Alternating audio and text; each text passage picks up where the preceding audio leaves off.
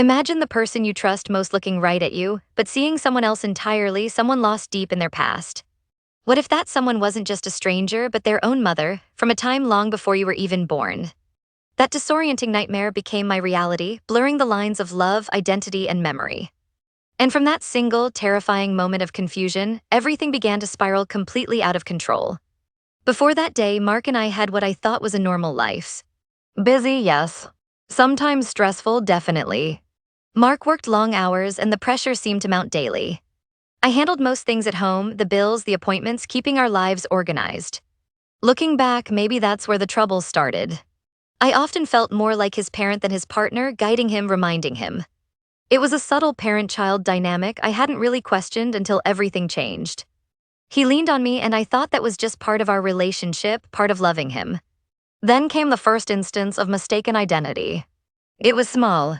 He called me by his mother's name, Alina.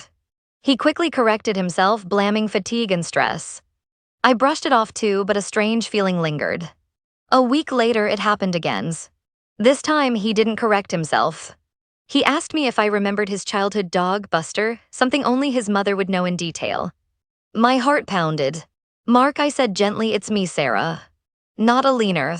His eyes, usually warm and familiar, held a profound confusion. It wasn't just a slip of the tongue, it was like he genuinely saw someone else standing there. He seemed lost in his memories, trapped in the past. That's when the real fear started to creep in. This wasn't just tiredness. The episodes became more frequent. Sometimes he'd treat me with a detached coldness he always described when talking about his difficult relationship with his mother. Other times, he'd be strangely childlike, seeking comfort he never received from her. It felt like a form of transference, like all his unresolved feelings and grief about his mother were being projected onto me. My own identity felt shaky. Who was I to him? Was I Sarah, his wife, or just a stand-in for Alina? The confusion was overwhelming.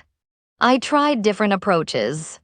Correcting him often led to arguments. He'd become defensive, angry, insisting I was Alina.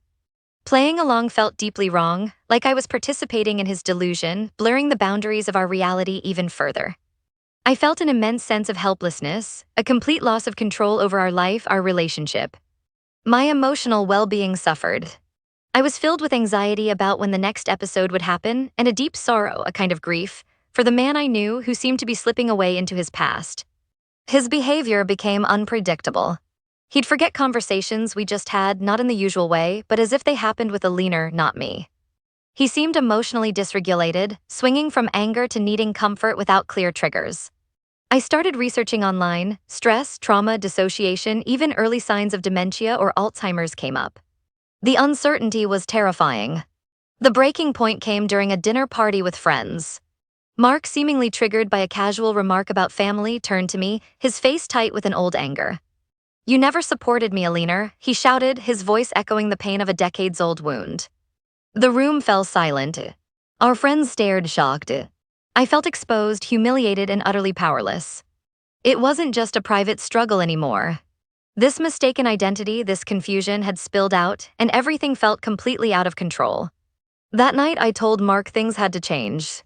The constant stress, the emotional turmoil, the blurring of my own self-concept, it was too much. I insisted we see a doctor, a therapist, someone. He was resistant at first, maybe out of fear or shame, but he saw the desperation in my eyes. He knew we couldn't continue like this. Therapy began peeling back layers of Mark's past. The immense pressure from his job had clearly been a trigger, but deeper still were unresolved issues, intense grief and trauma related to his mother, Alina. The therapist explained how extreme stress could cause dissociative states, making the past feel intensely present, leading to transference and the mistaken identity episodes. It wasn't dementia, not yet anyway, but a psychological response to overwhelming emotional pain. Things aren't perfect now.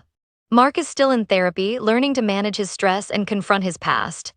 The episodes are rare, but the fear lingers beneath the surface. Our relationship has changed. The old parent-child dynamic is something we actively work against. I've had to establish firm boundaries, reclaiming my own identity in our partnership. He has to take more responsibility, not just for tasks, but for his emotional state. There's still a lingering uncertainty. We have tools now, understanding, but the experience showed me how fragile memory and identity can be. Going through this with Mark showed me how deeply our past, our memories, and our sense of self are connected. While therapy helped us understand the role of stress and transference, it also highlighted how much is still unknown about why the mind can sometimes create such a profound mistaken identity. Is it always purely psychological, stemming from trauma or grief, or are there times when subtle physical changes in the brain, perhaps like those in very early dementia, play a part, especially under intense stress? Research continues to explore these complex links, trying to untangle the intricate relationship between our emotional history, our brain function, and our very sense of who we are. Have you ever experienced something that shook your sense of reality or identity? Share your thoughts below. If this story resonated with you, please give it a like, share it with others, and subscribe for more stories about the complexities of life and relationships.